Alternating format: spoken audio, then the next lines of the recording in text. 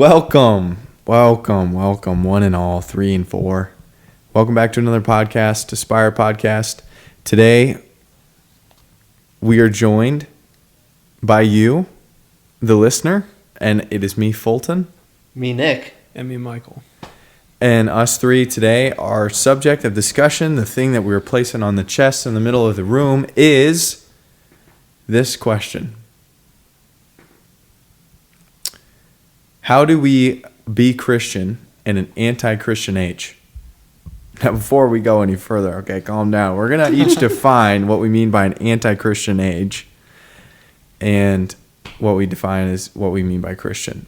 So, to start off the conversation, Nick. You pointed to Michael. Keep us on our toes. A little wrench. Keep him on his toes. Keep him on his toes. All right. Well, so it's actually really interesting because I just started reading a book. It's like pastoral strategies for an apostolic age. And it was defining the term Christendom and said that we are no longer in the Christendom. And the definition it used for Christendom was a culture whose like intuitive understanding of what things are, the sort of things that people don't question, is derived from the Christian tradition. So before Christianity became legal in Rome under Constantinople, that was an apostolic age where the culture was, in a sense, contrary. Maybe not necessarily strictly contrary, but not derived from the Christian ideals. But then when it became legal and it just kind of usurped all other like cultures in terms of the ideals of the world, and then we lived in a Christendom where not like an ideal age of everything is Christian and perfect because there's still flaws and all that, but in an age where the things that people just take for granted are Christian truths. Mm-hmm. And then this book was saying that more recently we've devolved from that. So we're no longer in a Christendom where the ideals of the culture are derived from Christian truth, but we are in an apostolic age where it's non-Christian culture, and we need to reach out and convert minds and hearts, and it takes a lot more work to convert a mind and heart that starts from a different foundation than a Christian one. So that I'm going to use that definition. I like that definition. Okay, so I want to say something because I think probably my definition would be pretty similar, but I want to go in a little bit of a different direction with it because even before Christianity became legal in the Roman Empire, for the majority of human history, society has been overwhelmingly religious. So even if it wasn't a Christian or a Jewish culture, you had various different pagan cultures and stuff that were still religious in a sense, where you're worshiping a god. And as time has gone on, at least the way I see it, we've moved as a culture away from worshiping a god and living our lives to worship a god and more to worship the self. And so the culture that we live in today, for all the same reasons that Nick just said, is no longer really a Christian culture. And I would say even farther than that, it's a culture that almost doesn't even recognize, again, like the percentage of people in the United States who are atheists now is higher than it's ever been. So it's a culture that no longer even recognizes the existence of God to an extent. And instead of prioritizing religious things, we prioritize like what we want and where we want to go, what we want to consume, what we want to say. Mm-hmm. So I really like your definition. I'm trying to just like add something new to it, but I think definitely, especially kind of what we want to talk about today, it's more about what you want than what God wants, definitely. Mm-hmm. So. Yep, I see it that same way. There was a reading about... It kind of does. Maybe I just need to move it closer. Sorry, continue. There was a reading the other day, and in it, Moses... it was from Deuteronomy, and so the way that I'm sort of realizing it is now, the more I never really paid attention growing up to how the Bible worked. But what I'm realizing is like, okay, so the Old Testament was all Jewish stuff. And then, so that had like history really far back, and their whole tradition of Israel was basically like this kind of anointed group of people that have been carrying on this tradition all this time. And so, from what I've learned through some Orthodox priests that I listen to, the way that a lot of the ancient cultures worked, obviously had all of these gods that they had. And it wasn't in the sense of they just chose a god, but they were experiencing life, and then the things that they would sacrifice themselves to with their attention and energy and time, or things that had power over them, they would idolize. And so that's what an idol would be, is you're just sort of giving an icon representation to like some supernatural power. Right. And so those powers originally in God's plan were supposed to be, this is what I'm sort of feeling, I don't know if this is totally accurate, but that the angels were all placed with a sort of responsibility to uphold the laws of nature. Yeah. And so like they're kind of like the different stars of the sky, or the ones that, like there has to be some being, like if God makes the sun, I could see him putting an angel almost in charge of the sun in a sense, to be like a agent, or like the connecting neurons. I think would those be ideas angels. Have existed.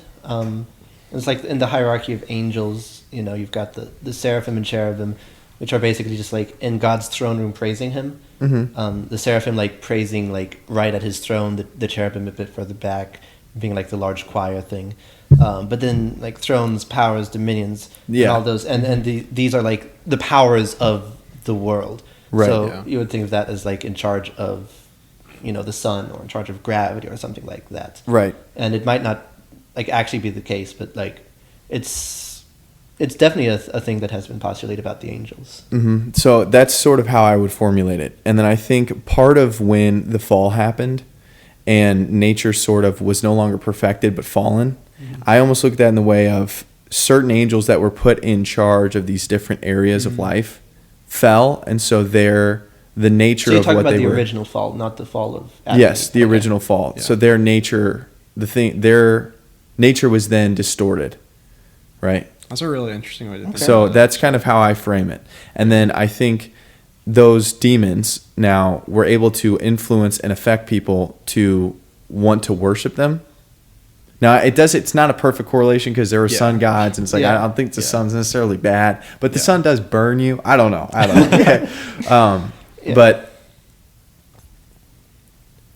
so these principalities, or these powers, the angels, these different gods that have a source of pull or on the earth, the demons, will get people to give their attention, their time, and their energy. So there'd be all of these rituals based around these different powers for the people to get something in return. And so it's basically your God is whatever you give your attention to, in a sense, whatever you worship. So the thing that you give the most attention to maps out reality for you. And so for like all of human history, the common around the world was a pagan culture, because people would find their gods in whatever there was, but it was never the true God. And so even in the Bible, when they say God is the one true God, the most high God, they're basically saying, as a way of communicating with all of the other pagans, out of all of the gods, he is the highest. So there are other gods, because there are other beings that you can worship, but there's only one true God. Because all of the other ones are liars. They're just demonic beings. These idols in the Bible, it specifically shows like little g God as opposed to the big G God. Right.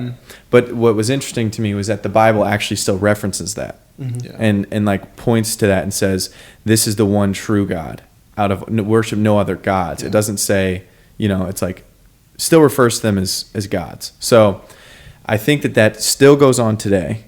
But Israel was supposed to be the one that carries this new message that there's one true God, and that he's got a plan, and that the whole world is fallen, and that there are demons that are trying to get you to worship them, and in turn, death, destruction, selfishness, all of the vices.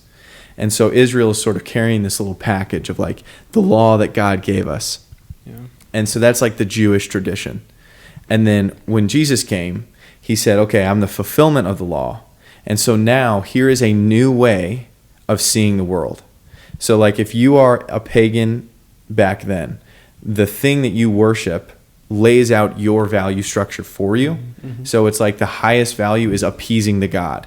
So then human life doesn't have any place. Virtue doesn't have any place unless it appeases the God and you get what you want. And it's sort of like this weird, it's like a demonic transaction. And so that's what I think everybody kind of falls for in general. Yeah. Okay. So then when Jesus comes, he says, here is the new law. And so it's a new way of actually seeing the world and what the world really is. And it's got things like hope and love and mercy and kindness. But those virtues were never things that the paganistic world, really like the outside world, valued. Mm-hmm. Because the gods that they worship didn't value them. Yeah. Because they were not of them, the demonic. And so when he started sharing all this, it obviously is going to start spreading because it's an answer to the question of the human heart. Mm-hmm. So then that's what spreads, and then everyone sort of starts to realize that, and then we kind of get in power and we help spread this message, and everybody gets used to this idea, like the Christian principles of hope and love, but it's like it's hope in a creator, it's hope in a life after death. And it's mercy on sinners, those who have done you wrong, but there's divine justice. And it's like all of these things that are so new to the culture, to like the pagan culture, because everything they're surrounded with is completely opposite of that. Because the source from which they get their map of the world is a fallen one. Mm-hmm. And so as the Christian age spreads, really what it is a way of viewing and perceiving the world.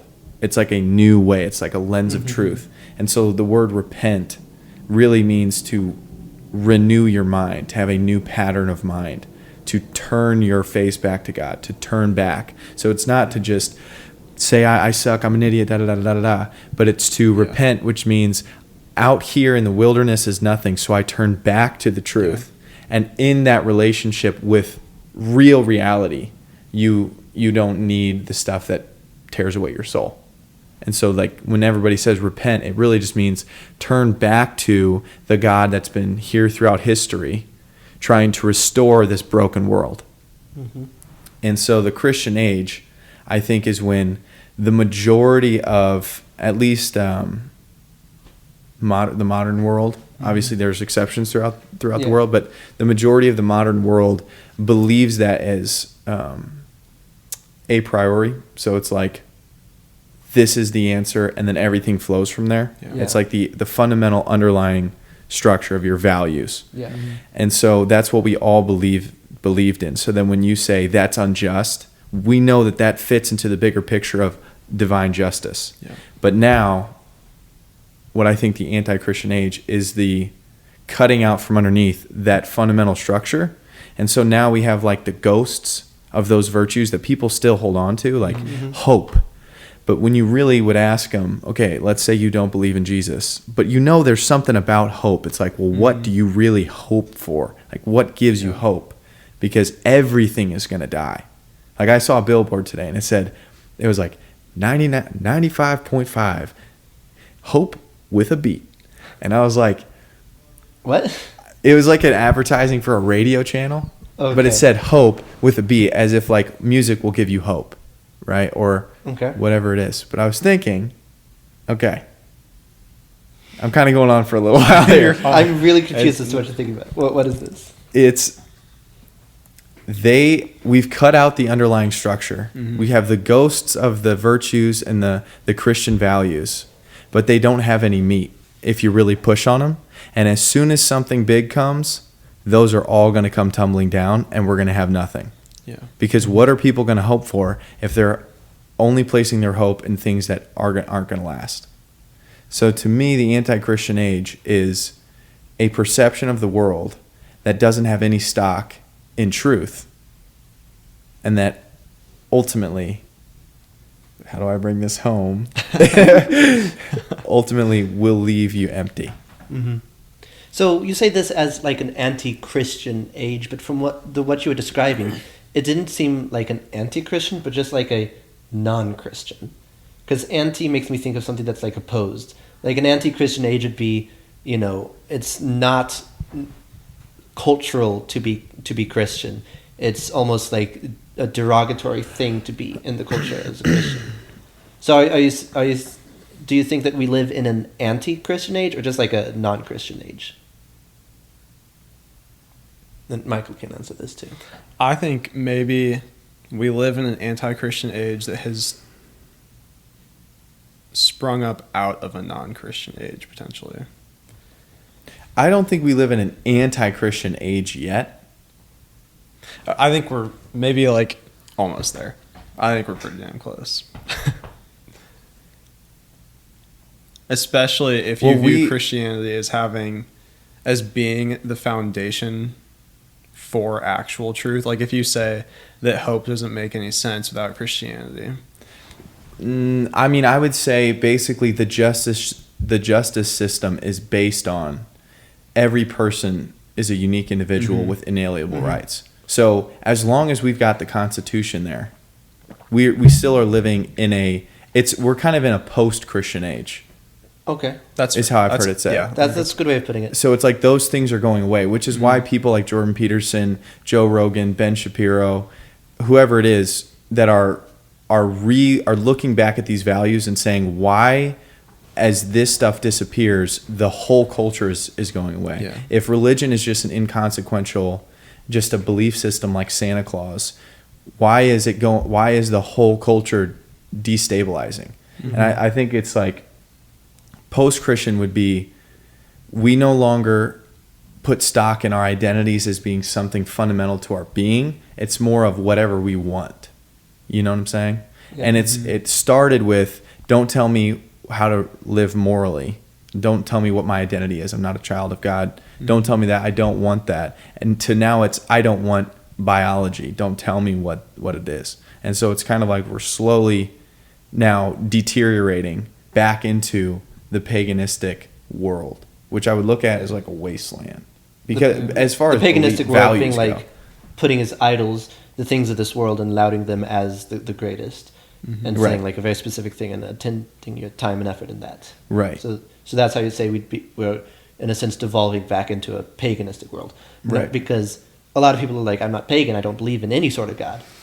But then you're like, are you sure? Because like if we define this religion in the sense of just like what you hold through faith, a lot of people would subscribe to the religion of science, not the religion of Scientology. I don't really know what that is, but like the religion of science is what so many people do because you hear people say it's like, oh, this works because physics or this because that. Do they actually understand what they're talking about? Yeah. No, they're taking on faith what someone else has told them, and it makes sense because no one else has like said it doesn't work in this way that we are describing it.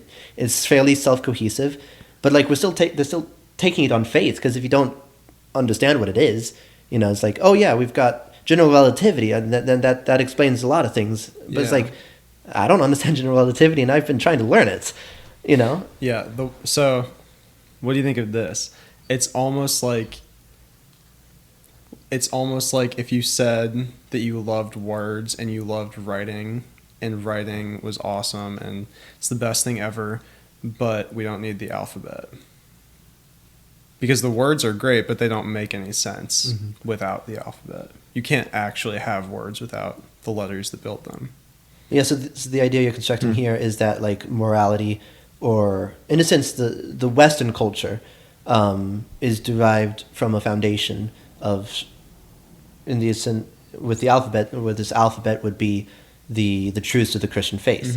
And if you look at it historically, Western culture is derived from the Christian faith. And so I would say, with what you're saying about like we're devolving into a pagan society, I'm saying I would say like we've been living in a Western culture, but that Western culture has been changing. So it's like the culture itself. When we think of, Western culture, Eastern culture, the culture of the West is changing in quite a significant way, such that in 50 years, what we might consider the culture of this day is as dissimilar to Western culture as Eastern culture is to Western culture. So it's like creating a whole new range of what types of culture can derive from. But I think we're getting away from the point of this Maybe a podcast. little bit. So we've talked a lot about the non-Christian age or the anti-Christian age or the whatever it is. But now let's get into the more hopeful aspect of it, like how to. I guess there's two main things we want to talk about. The first is going to be like, what does it mean to be a Christian in a non-Christian age or an anti-Christian age or however you want to define it? And then the other one is practical tips and effects. So first, what do you think it means to be a Christian in this age? Like, how would you define a Christian? Like, how would you be able to look at someone and be like, this person is a Christian in this non-Christian age? About that for a second.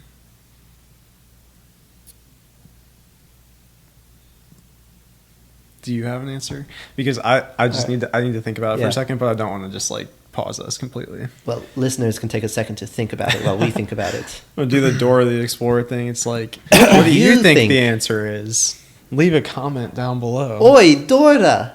See, I don't know what it is.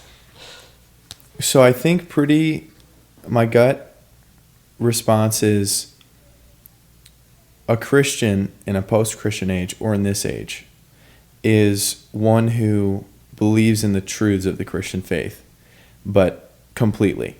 So one of the most interesting things I've heard Jordan Peterson talk about is he was with an atheist and she's like, I don't believe that there's a God. And he's like, his belief is basically he won't define what he thinks God is, but his point is to do anything in life, you have to have a value structure that you're motivated to go towards. So even if you are getting out of bed, you are more motivated, driven, you value more getting out of bed than just staying in bed. Yeah. And the same thing applies to the direction you take to get to the store, if you brush your teeth or not, the type of food that you're eating. So you're devoting your time and energy to in all of these pursuits, and they're ranked in a value system. And so everyone has that, because if you don't, you would not exist. You wouldn't be doing anything. Yeah. And so if you take those to their natural conclusion, you are worshiping something at higher and higher levels. Yeah. And so he uses like, it's like if you're writing a word, you want to see how that word fits into the sentence, and then how the sentence fits into the page, and then how the page fits in the book, and the book and the library, and then why are you building writing? Building up the overarching picture, the grand scheme. And every smaller piece is contributing to the larger whole. Right. Yeah. And then he's like, if you are a person writing the book, why are you writing it? To be intellectual, to be a good citizen, and then you want to be a good family member, then citizen, and it goes all the way up until you're kind of a part of this great nation, and this nation's part of the world, and it goes all the way out. And so the smallest actions you do reverberate out, which is why they're so important. And so then I've heard like when Bishop Barron talks or something, it's like certain people will, in a homily that he gave, will cut their wrists at the altar of heroin, or at the altar of sex, or at the altar of name the thing that you devote your time and energy to. So I think in your actions, that's what you worship. So a Christian in the world is somebody that acts in accordance with what they claim, which would be in line with the Christian values. Yeah. And so there are a lot of baptized Catholics and baptized Christians that aren't Christian and aren't Catholic. Yeah. You know what I mean? Yeah. No, this idea of like, I mean, Catholic, you have a term called practicing Catholic, which is, basically doing the bare minimum to be considered a practicing Catholic. Is very easy, but there's a lot of people that aren't. But you're going a little strict. It's just like, in order to be a Christian in this Christian age, in this non-Christian age, you have to be acting in a way that's acting and like believing, and your intent of acting in a way that correlates with the Christian truth, right? So would you say that there's non-Christians in the normal definition of the word? You know, someone who believes that Christ is the Son of God. Would you say that there are non-Christians who are Christians in this non-Christian age? I think Jordan Peterson is a really good example, because I think he's not a Christian, because I think that to be Christian is to fully submit yourself to the teachings of Christianity and to Christ himself. Jordan Peterson is like, he's really interesting with his question. Like, if people ask him, like, does God exist? He says, I don't know. Like, what do you mean by God? Whatever. But then his answer to the question is essentially, I don't know if God exists, but I try my best to act like he does. And there's a lot of people who say that they believe that God exists, but they don't act like he does.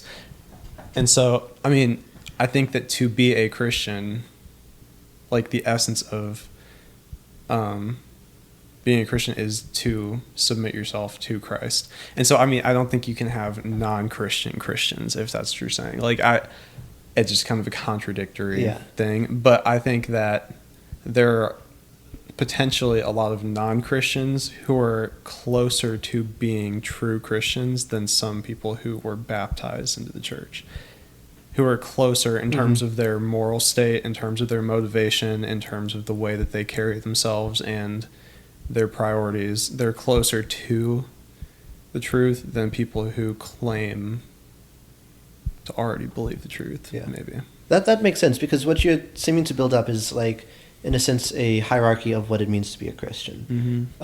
As like what you're saying with this hierarchy of values. Maybe we could think of this as, you know, the hierarchy of being a Christian. So, like, the very basic level is, at baptism, you are born into the Christian faith. And so in that way, you are a Christian. If you have been baptized, you are a Christian. But that's in nature. You are a Christian through the indelible mark of baptism. But there's also the aspects of your choice. And so the next step up would be you believe to some extent. Like, you purport that you believe that Christ is the Son of God, that Christ was born, he died, and rose from the dead to save us. So that is the intellectual understanding of what a Christian is. So you have the natural understanding of what a Christian is through nature, through your baptism. Then you have the intellectual understanding of what a Christian is through, this belief in that. But then you have I would say the truest level of being a Christian, what we all strive for. And that is to live your life fully, as you were saying, fully in line with Christ, to push and strive towards the Christian ideal, what Christ is wanting us to live as. And so this hierarchy kind of makes sense. And so when we're talking about being a Christian in a non-Christian age, I don't think we should really discuss the baptism aspect, because we're talking about how you interact with people. And baptism, it's a huge important part. It brings a lot of sacramental grace to you. But in terms of you're intellectually choosing to approach things, then I think it's these next two levels that are what we can really discuss. And so if we talk about a Christian in a non-Christian age, we can go beyond the idea of just, a baptized Christian. I think I'm trying to make a distinction between the title of somebody who's a Christian and somebody who is following Christ. So there's an analogy here with Judaism, because Judaism is a nationality. So people are born into the Jewish faith, or born into the Jewish idea, because as a chosen people, that's the idea of the Jews as the chosen people. And Judaism is basically saying, oh, Christ didn't fulfill that, so we're still the chosen people. And so if you're born into that, you're part of the chosen people. But then there's the Jewish faith, which is like religious Jews. So there's like secular Jews who are not religious, who don't believe in God, but they're still Jews, and they still claim to be like part of the Jewish family. And so it's like I think a very similar idea here, where it's like you can claim to be part of the Jewish family, but not be really a religious Now, Jew. so there was something that I think I forget who it was. I think it was St. Augustine had this idea, though. He said, an honest atheist will probably, like, I don't know what he said exactly, but it's better to be an honest atheist than a dishonest Christian. And so it's basically, you can have the title and you can do the bare minimum. But the reality is that there's not a distinction between your real life, your everyday, the way you exist, and your religion. Those are the same thing. But it's become so separated, and the problem is because people don't have the lens that they're supposed to have. So then things don't make sense anymore. Because like when you read the Bible, it doesn't seem to apply unless you realize that religion is just formalized ritual. It's ritualized behavior, but in a formalized way. But you already have ritualized behavior. So you already perform rituals in service to something that's not seeable. So you get up and you brush your teeth every morning. So you're serving a ritual of get up, do this. We have to drive cars the same way. This is what Jonathan Pageau talks about a lot, is there's a ritual to the way that we do everything. And so it's just embedded on a smaller version. And as you go, the sort of collective wisdom is imbued into a religion, and then that's what makes it pointed towards the right things and sort of keeps you on the right direction with all your lower level activities. And so my main point that I'm trying to get to is that we can't simply stop at I am a Christian and we're in a post-Christian age because I believe in Jesus. The way that I think about it is when I hear the word believe, I think like, do you be living? Like, do you believe in this? Like, do you be lit? Do you be live in it? Do you believe in it? Be living. And so is your life living that belief of yours? Right. Because the way, and this is what I've been realizing recently, is like you can say the words, but do you really, like, are you living the words? Because the claims of him, it's like, I don't think that our generation really sees the profound situation that we're in, where it's like we've had it cushioned, we've had it nice, we haven't had to worry about these things. But if we would hit a war and it's like, okay, what is stopping my neighbor from eating me or killing me or ransacking my house? Just the cops, just the fact that there's going to be a consequence for them. But the way that the world works is might makes right. That's how it actually works. The world is dominated by evil spirits. And so when someone comes and says, I am the actual answer to that, I am the salvation, you don't have to be scared of death, that is like great news for the people that were in Rwanda during the genocide. You know what I'm saying? And so I think what was so hard for me to wrap my mind around is I can grow up as a Catholic or a Christian and I can be learning and studying it and I can have it all in my head and stuff. But it's like, this is either real or this is not real. And so how can I experience this as being real? How do I actually follow Christ, who said, here's 10 truths that you got. McDonald's is serving a McDouble. And there's, you can go to the corner store and watch a movie, or here's Scientology, here's all of this stuff. These are all truths. Everything here is truth. But he says, I am the truth. And so he is the highest one. He's the highest truth. And that's where I think I didn't really understand it, is like, okay, I could just add this to the other truths. Is he's trying to tell us this small truth that there's a McDouble at the McDonald's is answering a question for you. It's like, I'm hungry. I need something. Okay, McDonald's is giving you this. Okay, I can go and give them my money. I worked hard for that. I had to drink a bunch of water, eat food, to get the money to go to. And so it's all of this sacrificing towards things. And he's trying to tell us, I am the way, the life. Like, I am the life that you're looking for, because everything else is desolate. but we're so covered up with how we see things, with what we're presented with. And that is literally true. Like, I cannot. It's been the weirdest thing. I mean, it's hearing it is probably not the same, but if it's it's really an experience of life that just, it's a perception that changes the way that the world literally lays itself out. No, that makes sense, because like you have all of these different truths that you can just line up, and if you think of Jesus and the Christian faith as just another one of those truths that you line up, then it's on that same level. Yeah. And what you're saying is, but Jesus is saying he's the highest truth. But in that way, you're still like grouping it together with all the truths. So like when he says, I am the truth, he's not saying I am a truth greater than all the rest. He's saying I am like the concept of truthness. It is through Christ that the truth of these other things come into being. Yes, that's a good way of putting it. Underlying and effusing all of these things that are true with their truthness. You know what? He's the alphabet that you use to exactly. write the He words. creates the truths. I think that is actually why you can't get away with like, well, I won't really become a Christian. Like I'm gonna do this and I'll do this and I'm a good person and I'm doing this. And I always was like, okay, look, if the person is doing the thing and they're just trying their best and like they don't really feel comfortable, it's like, okay, great.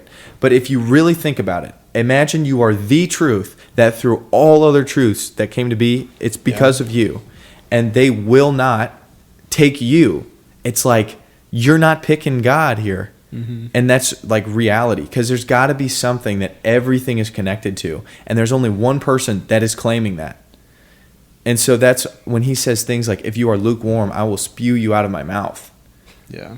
It's like, that's wild, but it's got to mean harsh, you but can't. Like if you think about it and you think about the claim that Christianity makes in that sense,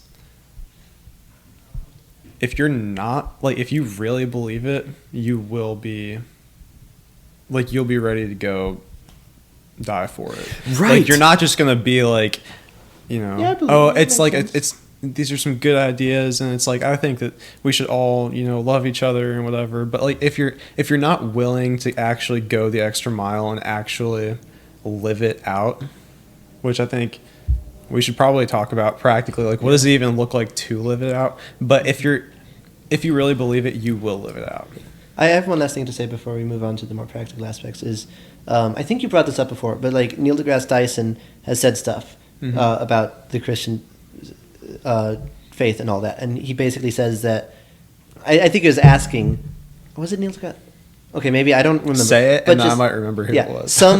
Someone was basically saying that if this is truly what you believe, then why are you not like screaming at the top of your lungs, proclaiming this truth? Because the foundations, like this truth that you are claiming to be a truth, is so foundational, so revolutionary, so important, and just huge that everything else pales in comparison, and like you should put all of your effort forth into that. Right. Mm-hmm. I know. And so that is the Christian faith, to put all of your effort forth, because it is that truly foundational and perfect thing.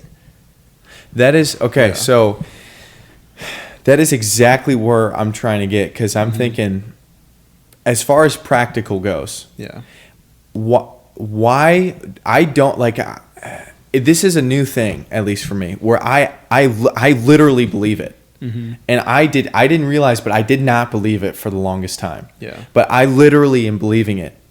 And it is the weirdest thing to be experiencing an actual, it's like it's either completely real or it is not real.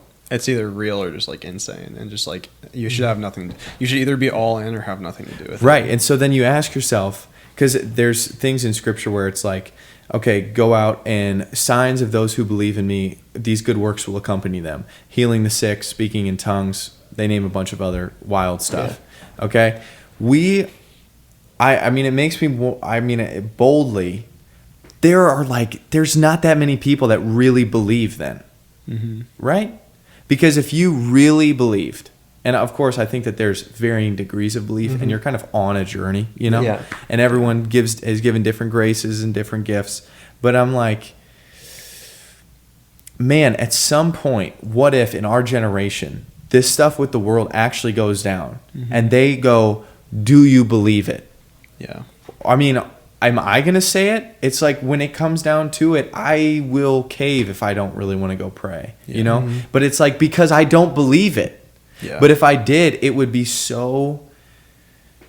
I mean, it's kind of getting there It'd where be it's like like a no it's so question. big, right? It's Yeah. no question. That's really what a transformation of your mind is, like the renewal of your mind that St. Paul talks about, like have your minds renewed, repent. He's not saying, guys, come join our religion. You guys are being bad. He's like, look, there's one ticket out of here. This world is fallen and run by demons. That's how it works. They've got power and dominion, which means they've got a lot of control. And you can see it. There are murders down the street all the time. And we just are kind of like, it's not in my world.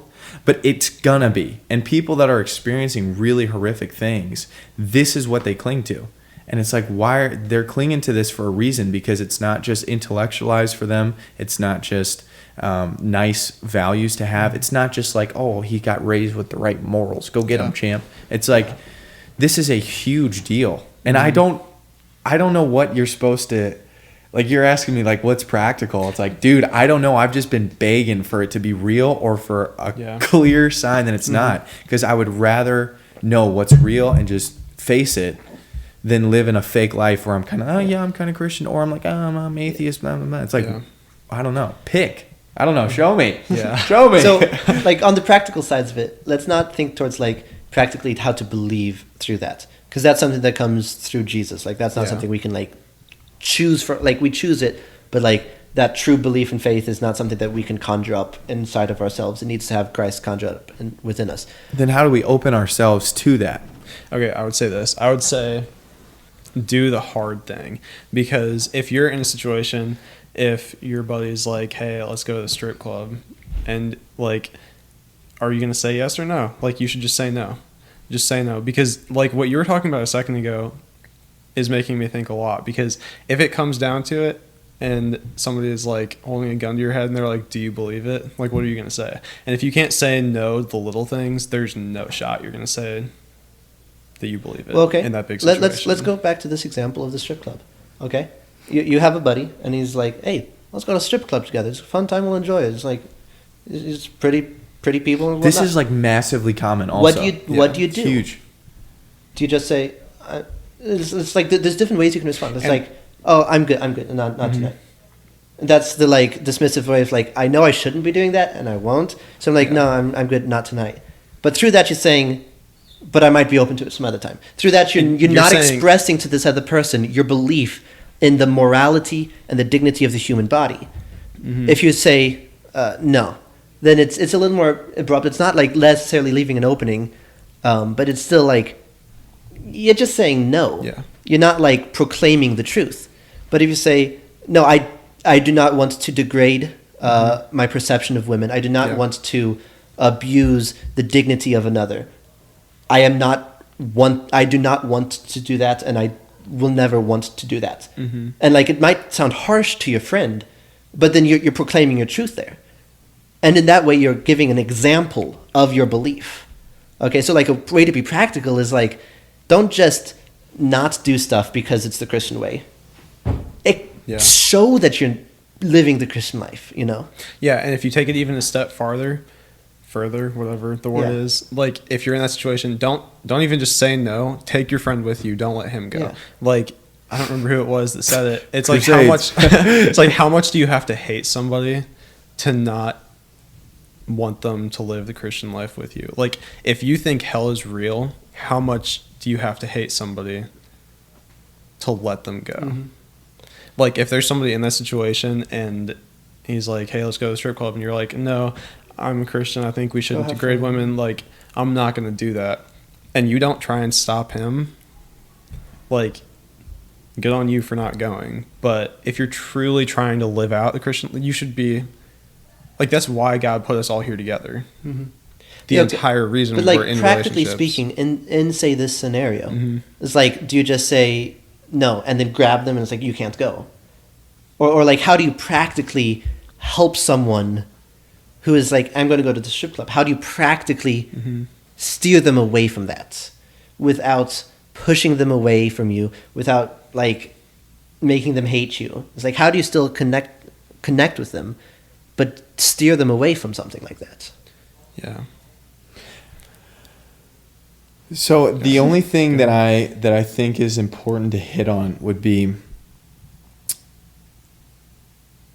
what if though, in your heart, you don't really believe that the strip club is bad, but you I know it's bad. I know I shouldn't. Right, but that's the only reason we think like that is because we've been raised to be like, that's bad. You don't do that. You don't go there. But the reason that that's popular, the reason pornography is everywhere now is because people were only raised with don't do that. But no one knows why there's a better option and why you don't want to see that, why you shouldn't want to. But if you do want to, which is what temptation is all about, there's a deeper thing going on. So I think for me, the practicals never really worked because it was like, okay, well, you know what the right move is in this situation and the right thing to do. And then it's black and white and you just follow the rules.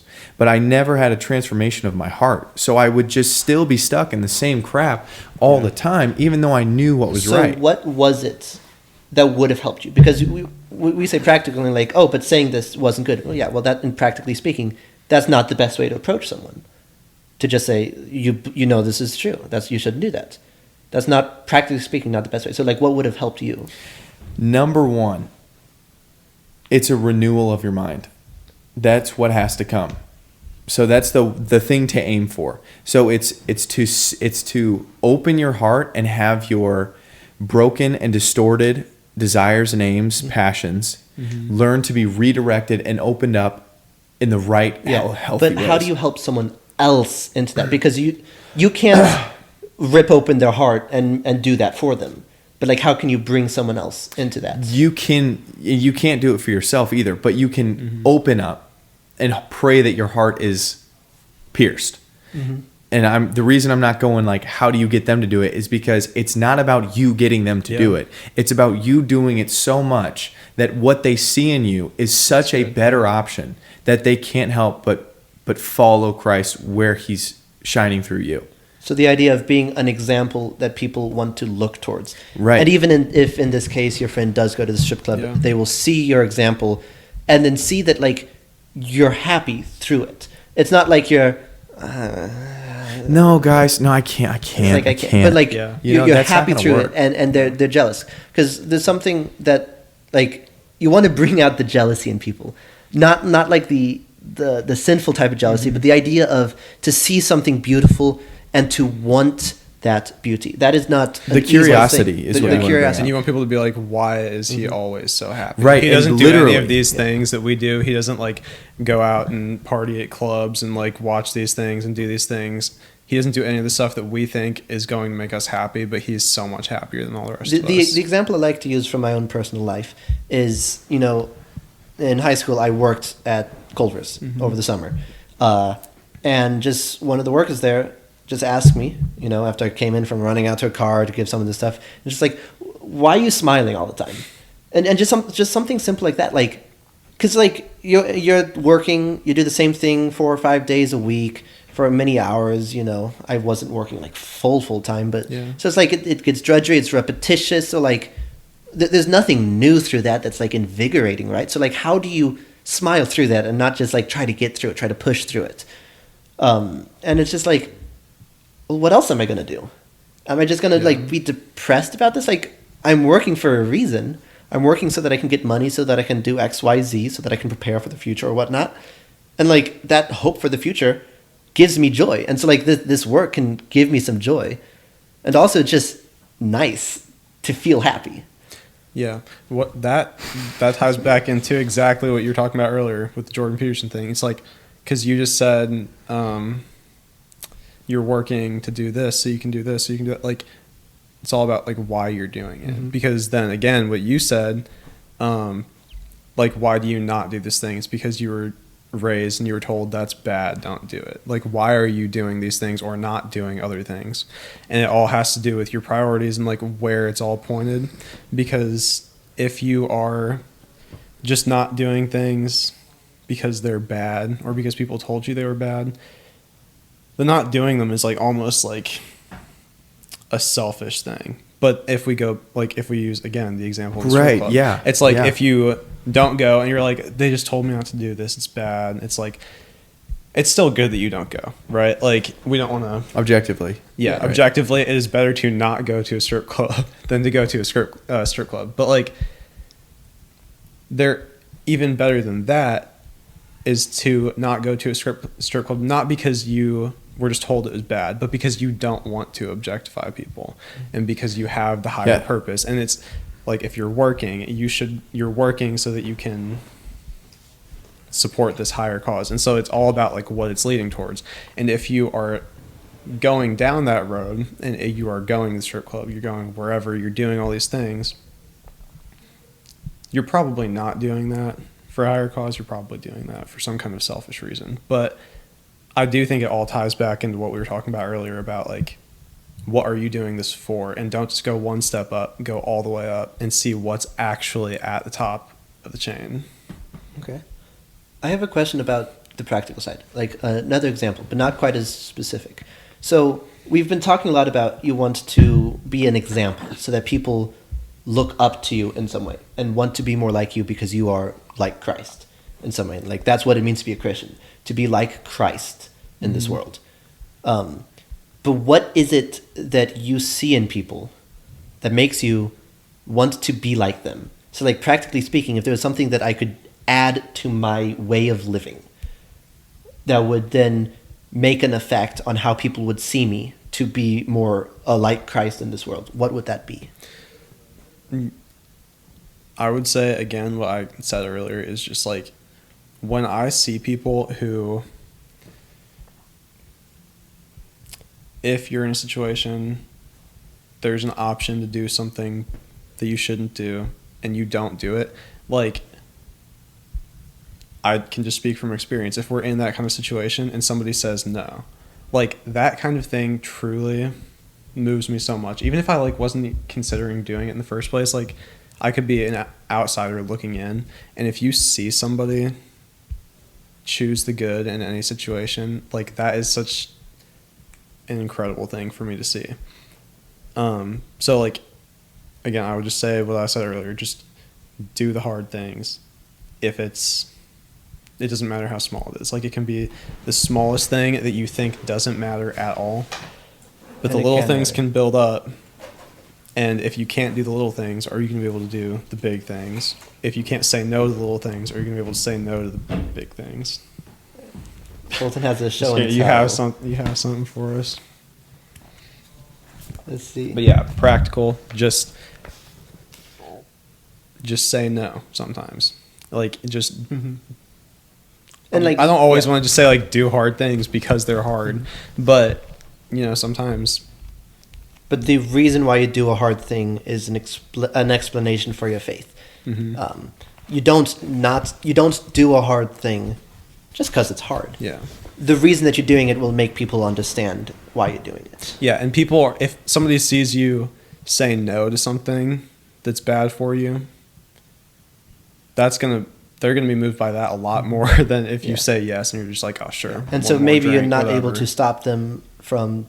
And then we're not even talking just about like big immoral acts. It's just like some little. It could be the things. smallest thing. Just some little thing, some small little thing like, oh, we're gonna go what is it? Ding dong ditch someone. Yeah. It's like, is practically speaking, is there any real?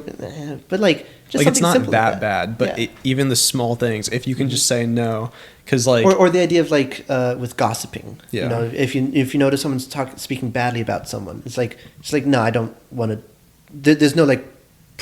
Sometimes you got to talk about other people to heal or understand better, but other times a lot of people do it for pleasure, to talk smack about someone. And if it gets to that point, it's like, just say like, no, I don't really want to talk about this person like that. That's not healthy. Fulton has something he wants to say. Grabbed a thing. Well, on that, so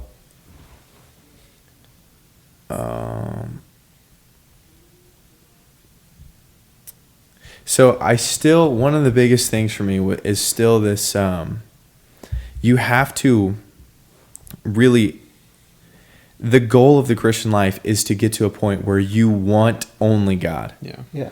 And so the reality is you want all kinds of other stuff right now. It's just how it is. Yeah. But when you die, the question is that he asks is, do you want me? Mm-hmm. That's the question. It's not like, all right, let's look at your demo reel. Let's see So- your highlights. It's, do you want me? Can you let go of everything else for me? Because this is, remember what we talked about with the Matt Walsh thing? That's kind of what I'm thinking. So, yes, ultimately speaking, that is the foundation. It's just like this faith. But we do have this idea of faith and works. And so I would use an example like, if you are a couch potato and you just don't like exercising in any way, but you know you want, like you kind of want to. It's like, it's a cool thing. It's like, I wish I was able to do that. But like, it's hard. It's not enjoyable. You don't want to go out and run. You don't want to go out, work out. But you make yourself do it. You do that good work. And then months down the line, you start wanting to work out, wanting to go run. Yeah. And through those works, you alter how you think, you alter how you see, you alter how you believe. And through those works, you instill in your heart a greater faith. In this case, of the faith of, bodily health.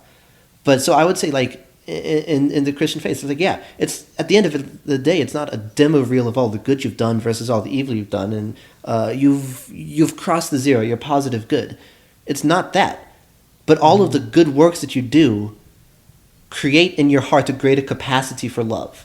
And it is this greater capacity for love that you bring forth to God.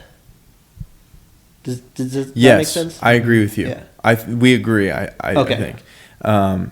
Because I would look at it the same way of, if you, something being, let me think here. Because it's tough, because you can use the word want in a couple different ways. But when I say God asks, do you want me? I think he's really going to say, have you been trying to get to me instead of just staying with everything else? And so the couch potato who's on the couch, he's like, right now he wants those potato chips, right? Mm-hmm. But he also wants to work out. And so who's at the end of potato chips in this hypothetical situation? That's what he wants, right? So whatever you're doing, like, it's kind of what St. Paul said, why do I do what I don't want to do, and what I want to do I don't do? Mm-hmm. It's along those same lines. Mm-hmm. It's a little bit confusing because I'm not sure how to perfectly define the want. Yeah. It's more of like, what do you ultimately desire? And what have you chosen, kind of thing. Yeah. Right. So like, we all ultimately desire God, but what are we choosing in our day to day? And then the works will add up to that ultimate choice at the end, which is, do you want me or do you want that? And the choices throughout your life all have reflections of that ultimate choice. Now, it's okay if you don't choose the stuff that's always of God, because we're fallen creatures. So like, the truth that you will have to make a choice between God and something else, and your life will have told you what you choose. That's the truth. But then the fullness of the truth includes grace and mercy. And so that is grace tied in with works. And so maybe you do a workout and then you eat 2 bags of potato chips. Mm-hmm. It's like, don't worry, don't stress, don't be anxious. Just keep your eyes focused on what you ultimately desire, and keep trying to put in those good works and knock up those habits and use those tools around you and pray for the graces and ask to be open. And it's like it's a continual journey of self-reflection, openness, just being honest and kind of sucking and then trying again. Mm-hmm. If I can keep going, sorry. Yeah. The answer it's to exactly 7 also, just so you know. That's fine. Okay. Right. The answer to what does it practically look like to emanate Christ from you? I asked myself that question a lot of times, where it was like, okay, well, I have to tell people when I think that they're wrong. Like, I have to tell them if I think it's a sin. I better not ever sin. I better not do this. I better not do that, And it's like, well, I want to do good works. I want to speak well. I want to blah, blah, blah, blah, blah. But real quick.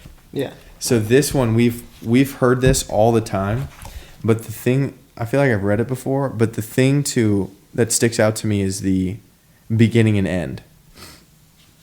So it's Corinthians 13. Okay? Oh yeah. 13:13? Yeah. So, or 1:13, I guess.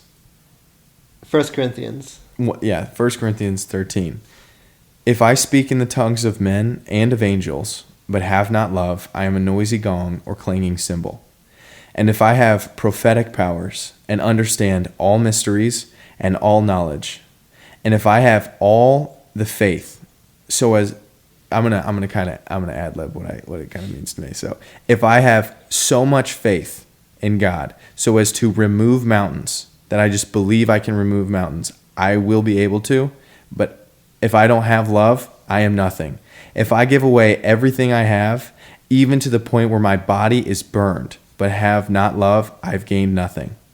And then this is what I think, if you're trying to, it gets overread. Right.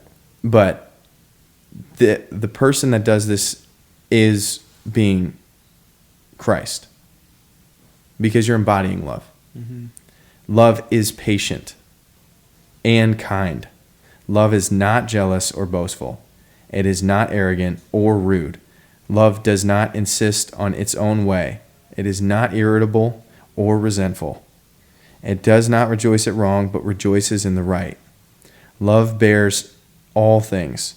It believes all things. It hopes all things and endures all things. And then it says love never ends.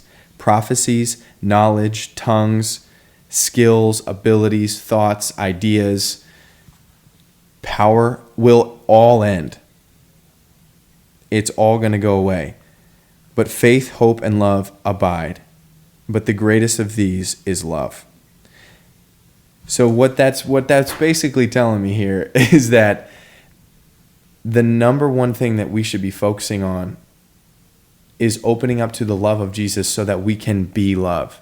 Mm-hmm. Because the Christian who doesn't live out the Christian faith doesn't have God's love. And there's many reasons. If you've got walls up, if you've been wounded in the past, if you've got misinformation, if you've never fought for the truth, if you've never fought to find something true or tried to pray openly or engaged with some sort of scripture or whatever it is, there's so many reasons. But if you don't if you don't open yourself to learn how you can possibly want to not go to a strip club as opposed to just not go because it's bad, then you're missing the whole point, which is to become love and to be united with love. And so my practical advice is learn to open up to love. Just whatever that means. And what that might look like would be praying for it, asking for it, because like you said, it's a gift. You have to ask. You have to ask the one who said, I am love, if you can have some. You have to ask. But he wants you to ask. If you seek and knock and ask, you're going to find. That is the number one biggest promise that we've been given. And millions of people stick to that. And there are millions of people who don't ask and don't seek and don't knock. And you can look at it. Just go on the internet. Just go on YouTube. You can see what it is. And we're going to see a way worse situation when real life hits us and there's death around the corner. Mm-hmm. And so that's not a very practical answer. I get that. But I don't know how to... Could I try to phrase kind of what you're saying in something that you can physically do? Mm-hmm. So when you're reading 1 Corinthians 13, keep that in mind, look at your Bible, read through it, because it's actually really practical. This is a very practical section. Love is patient. Yeah. If you notice yourself being impatient with someone... Then you don't have love. No. Okay. Well, that's what I would say, though. But that's harsh. Sure, you don't have love, but how do you gain love in this moment? Okay, I guess, yeah. That is your state of being, you are not being patient. Yeah. But how do you be patient through that? The bad news is that you don't have love. Yeah. What is the good news? The good news is that Jesus came, and Jesus is love, and Jesus wants a relationship with you, and you can ask for love, and you can get it. Yeah. So love is patient. If you find yourself being impatient with someone, try to be patient with them. Ask for Jesus' help to be patient. Love is kind. If you find yourself being mean to someone, speaking bad about someone behind their back, try not to do that. Ask Jesus to love them more and help you love them more so that you can speak kindly about them. So it's natural to speak kindly. And then go through 1 Corinthians 13 and read all those things, and patience, kind, all the other things that it says love is. And when you find yourself not doing that, ask Jesus to help you, as you were saying, because He is all willing to help you, and try, just try, and ask Jesus for help, and He will bring you. Yeah. Trying. And then when He gives you an opportunity to grow in love, be open to it. And don't say, I think I've said this before, don't say, Jesus, help me to be more patient, and then lose your patience the second somebody walks in the room doing something that you don't like. It's like if your younger sibling comes in and they're like screaming and dancing and crawling all over you, don't be like, in that moment, God, give me more patience. God, help me to be more patient, whatever. Like that right there is your opportunity to be more patient. And that is God giving you an opportunity to be more patient. So if you are praying for that and you think you're not patient enough, and it could be anything, it doesn't just have to be patience, be open to those opportunities when God gives them to you, and realize when He is giving you an opportunity to grow, take that opportunity and actually grow and actually learn from it. And my practical advice, as I was trying to formulate yours, is do not be ashamed of your faith. Do not be ashamed of what you do. Can we do a whole nother episode on this? On shame, that's the point. But what I'm talking about practically is, if someone asks, like, oh, how's your day been? Like, what'd you do today? You could say, I went to Mass this morning, and I spent a bit of time in prayer, and then I went off to class, and then I went and had a meeting with someone, and then I ate lunch, had more class, and then I went on a podcast with friends. And just something like simple as that. Like, how's your day been? What have you done? Like, I went to Mass today. I prayed today. Like, you don't need to be ashamed of doing that, If someone asks, like, oh, hey, do you want to do something all day Sunday? Like, we can go out on a float trip all day Sunday. It's like, we can leave mornings. Like, no, I can't do that because I'm going to Mass Sunday morning, or I'm going to Mass Sunday, and I want to do that. And not just say, oh, no, I can't. Like, do not be ashamed of your faith. Like, you don't have to go up to random people and say, I went to Mass this morning. But, like, do not hide it in your conversations. Because if it's part of who you are, it just comes up naturally. You don't need to force it. But where it is natural to put it, leave it there. Like, you don't need to take it off. Hide it. It's like, oh, this person is atheist, so I'm not going to talk about church to them. It's like, no. No, you're Christian. They're atheists, but you're Christian. Like, show that. You live it, right? Yeah. Any other last thoughts? I really want to do a whole thing on that. Like, 100% agree. I feel like we barely scratched the surface, like, because we talked about a lot of stuff, but as far as like actual things in the world go, especially that, like, we could do 3-hour episode on that. We're not going to. We'll put that on our list of things to do. And Any final thoughts? No, I mean, I really have. There's so much to think about. Yeah. Oh. But no, you were explaining so much good stuff. It's like you talked a lot, but I hope it was clear. I mean, I think I just got worked up. I don't know. Yeah, This has all totally been so fine. new to Because me. that's It's just like natural crazy. Like, you're sharing like what is big to you, which is something that's inspiring to me, because like I find That's that literally difficult. the I'm whole just reason like, we're doing oh, this. I've learned stuff throughout my life, so it's like I can share that, and it almost makes me prideful. It's like, oh, I heard this thing once, and now I know it, and I can say it. But like, you're just like, I'm trying to figure this out. Yeah. And like, in a way that like you have such a personal relationship with your faith, in a way that I'm like almost jealous of. I know. To just be like so excited to pursue something like that. That's inspiring to me. Yeah. It is literally not because of me. I'm telling you, you just keep asking. And like, you just find people, and then God just works. It's real. It's crazy. Yeah. It's crazy. But it literally is going on. Especially nowadays, we're at such an important time where it's like, this is going to matter. And it's like, we're going to know that God's real. Yeah. Like, we're going to know that God's real. If we don't already. There you go. Yeah. That's a good way. At least I hope so. That's a good way of ending Hope it. God knows. If we don't already know that God is real, we will at some point. Let's make it worthwhile. Yeah. All right.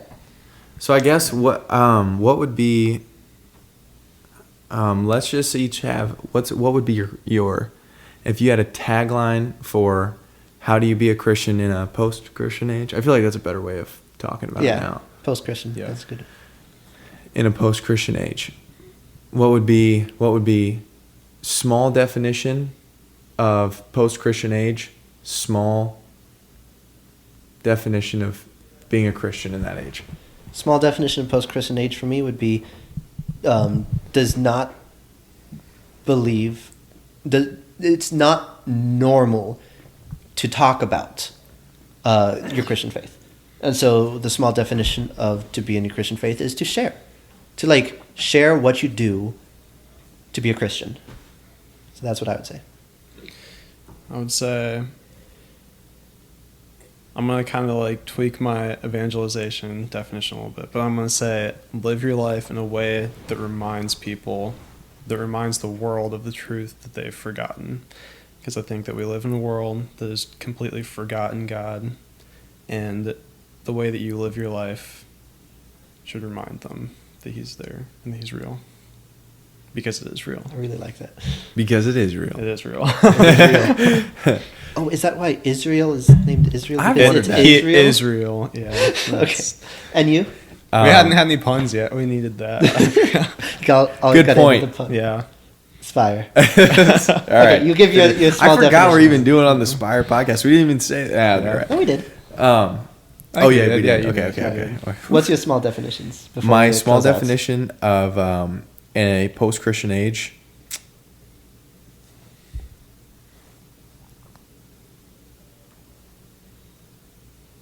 I like yours. A generations that have forgotten God. That really is it. And then how can you be a Christian in a post-Christian age? Remember God. Yeah. Remember God's love to Ooh, the people that's that good. you're with. I like that. All right. So now to close us out in prayer as we finish with the whole point of this all, Spire. Ah! We did it. Okay. In the name of the Father, Son, Holy Spirit. Amen. Jesus, help me. Help us. I pray that we may want you and for the grace to want you more so that we may live as you want us to, as we want to. Be with us and live in us, for through you we can do all things. In the name of the Father, Son, Holy Spirit. Amen. All right. Thank you for listening. If you've listened this far, we actually had, I told you, we had a that's person who actually DM'd us. Drew, Shout out. Drew B. We'll get you a shirt sometime. We said 3 though, so there's still 2 more shirts to be given away. Comment. It does work. What was it? It does work. We're actually giving away it. All you a need to shirt do is the somebody, DM. so all you have to do is DM us on Instagram. Leave a comment that says what. Couch Top. potato. Oh, What? I was going to say couch potato. I'm in on that. Couch Next time it's potato. going to be pomegranate. That's fine. Oh, I love That's fine. Next time it's pomegranate. This time, comment or DM us couch potato. Yeah. First 2 people, we'll give you a free shirt.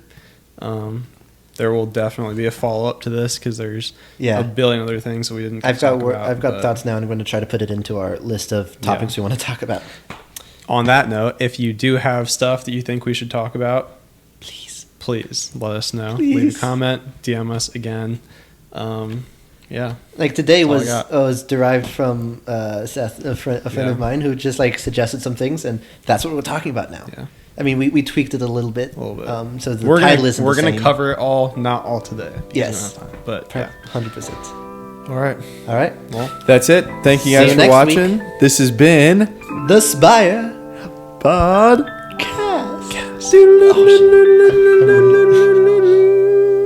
What is going on? peace out. Peace.